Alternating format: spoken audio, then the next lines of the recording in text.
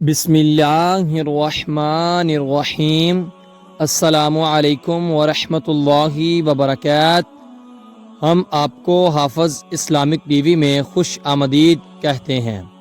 بولنے سے پہلے تولیں پھر بولیں۔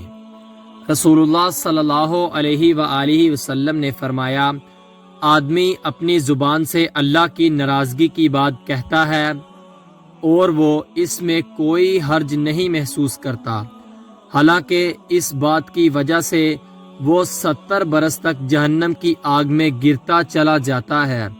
اس کی حدیث کا حوالہ سنن ابن ماجہ سے ہے۔ سنن ابن ماجہ حدیث نمبر 3970 ہے۔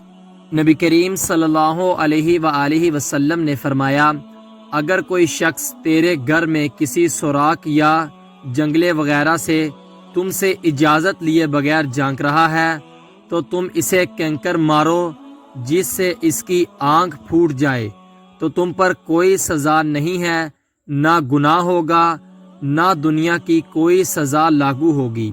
اس کی حدیث کا حوالہ صحیح بخاری سے ہے۔ صحیح بخاری حدیث نمبر 6888، صحیح مسلم 2158۔